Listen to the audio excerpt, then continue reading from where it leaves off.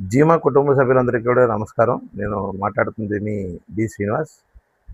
Friends, గుర్తుపెట్టుకోండి, మన Godavari movie artist association బలోపేతం చేయడానికి మనం మీటింగ్స్ పెట్టుకుంటున్నాం. అది కూడా 2 నెలలకోసారి పెడుతున్నాం. కానీ కొంతమంది వస్తున్నారు, కొంతమంది రావట్లేదు. సో మన అసోసియేషన్లో కొంతమందికి అవకాశాల కోసం మా ప్రయత్నాలు మేము చేస్తున్నాం. అలాగే మీకు తెలిసిన షూటింగ్స్ కానీ ఏమైనా ఉంటే మాకు ఇన్ఫామ్ చేయండి.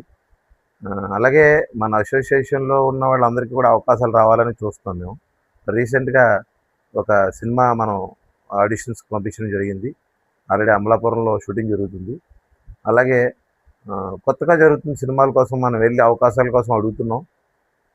అనుకోకుండా కొన్ని ఇబ్బందులు ఎదుర్కొంటున్నప్పుడు కూడా ఆర్టిస్టులను పంపించిన తర్వాత వాటి డబ్బులు రాకపోవడం, సో దానికోసం మళ్ళీ మనం పరిగెట్టడం ఇలా జరుగుతుంది. ఒకటి గుర్తుపెట్టుకోండి ఫ్రెండ్స్, మీరు ఎవరికైనా సినిమాలో ఫ్రీగా చేయండి, కానీ డబ్బులు ఎదురిచ్చి మీరు సినిమా చేయొద్దు.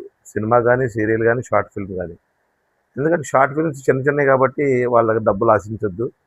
మీ యొక్క ప్రతిభని బయట తీసుకోవడం కోసం షార్ట్ ఫిల్మ్స్ కోసం వాటికి మీరు ఫ్రీగా చేయొచ్చు. సీరియల్స్లో, సినిమాల్లో కనబడాలని ఇది ఉంటే మీరు ఖచ్చితంగా మీరు ఎవరో ఒకరిని అప్రోచ్ అవ్వండి. అంతేగాని డబ్బులు ఎదురిచ్చి మీరు చేయొద్దు.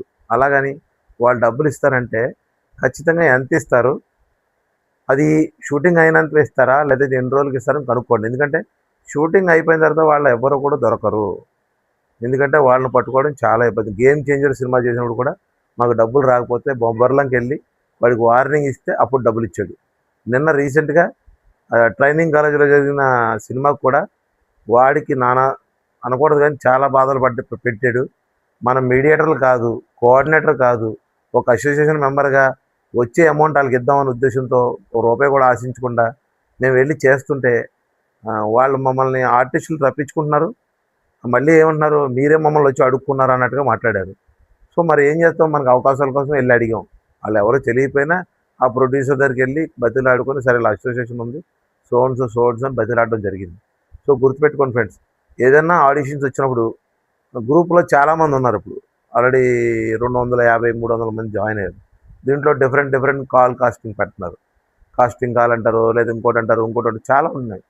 ఒకటి గమనించండి, అది మంచిదా కాదా వెరిఫై చేసుకోండి. ఎందుకంటే మీకు డౌట్ వస్తే మమ్మల్ని అడగండి.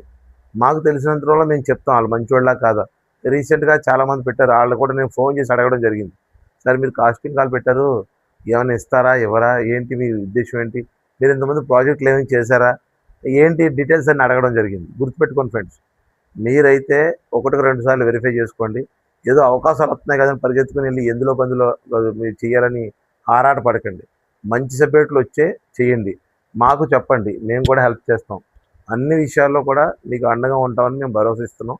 సో కాల్ కాస్టింగ్స్ వచ్చినప్పుడు మేము 1-2 సార్లు వెరిఫై చేసుకుని, మేము పెట్టేవి కూడా మేము అన్నీ ఎంక్వైరీ చేసుకుని, వాళ్ళు మంచి డైరెక్టరా కాదా, వాళ్ళు ఏమైనా పేమెంట్ ఇస్తారా ఇవ్వరా, లేదా ఫ్రీగా చేయాలా ఏంటి అని కనుక్కొని మేము పెడుతున్నాం. గుర్తుపెట్టుకోండి. అందుకని ఏంటంటే ప్రతిదీ కూడా మీరు ఆలోచించుకుని నిర్ణయం తీసుకోండి. నటించాలనే కోరిక ఉంటుంది, కానీ అది తీరడానికి ముందుగా కొన్ని జాగ్రత్తలు తీసుకోవాలి.